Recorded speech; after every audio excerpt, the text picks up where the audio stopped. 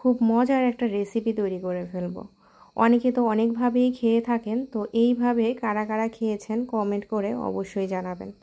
তো চলুন আমরা রেসিপিতে চলে যাই। এটা হচ্ছে সাবুদানা, অনেকক্ষণ ভিজিয়ে রেখেছিলাম, প্রায় আধা ঘন্টার মতো। আর এখন এটাকে সিদ্ধ করব। তো জল দিয়ে এটাকে, জলটা গরম হয়ে গেলে এগুলো দিয়ে দিলাম। এখন এটা সিদ্ধ হতে দিব।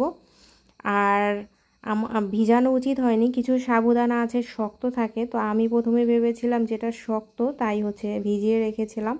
যদি শক্তটাই এখানে আমি জলের সাথে সিদ্ধ করতাম সেটা আরও বেশি ভালো হতো। তো এই দিকে আমি এটাকে সিদ্ধ বসিয়ে দিয়েছি। আস্তে আস্তে দেখেন এটা কালারটা চেঞ্জ হচ্ছে। এই যে এবার একেবারেই আস্তে আস্তে কালারটা যখন একদম সাদা হয়ে যাবে, তখন এই যে এই কালারটা চলে আসবে, তখন এটাকে নামিয়ে ফেলবো। যে কোনো উপোসের দিনে এই রেসিপিটা একদম পারফেক্ট রেসিপি, আপনারা খুব সহজেই তৈরি করে নিতে পারবেন।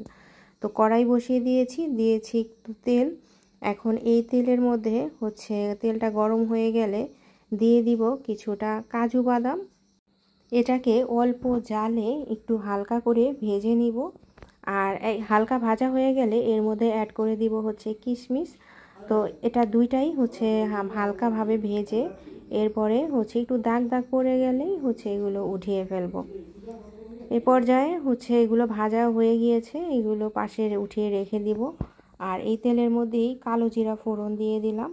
আর এখানে আমি কিছু সবজি কেটে নিয়েছি, আলু আর পটল। আপনারা চাইলে যে কোনো ধরনের সবজি এখানে ব্যবহার করতে পারবেন।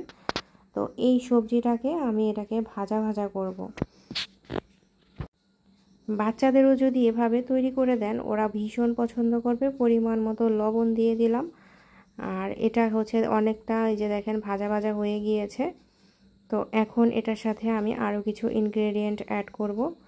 এখন দিয়ে দিচ্ছি কয়েকটা কাঁচামরিচ। তো কাঁচামরিচ এটা ঝালটা যার যার স্বাদ অনুযায়ী।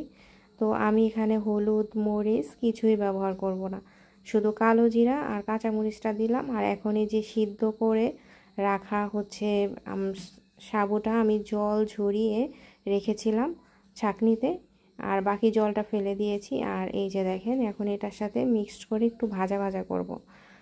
প্রথমে আমি যদি সাবুটাকে একদম ঝরঝরে সাবুটা সিদ্ধ করতাম, এটা একদম ঝরঝরে হয়ে যেত, কারণ আমার ভিজানোটা উচিত হয়নি। এবার ভেজে রাখা কিশমিশ আর বাদাম দিয়ে দিলাম।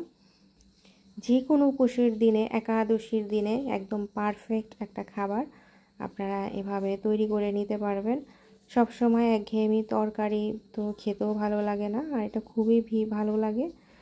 তো রেসিপিটা যদি আপনাদের পছন্দ হয়ে থাকে আমার এই ছোট্ট চ্যানেলটা সাবস্ক্রাইব করে পাশে থেকে যাবেন।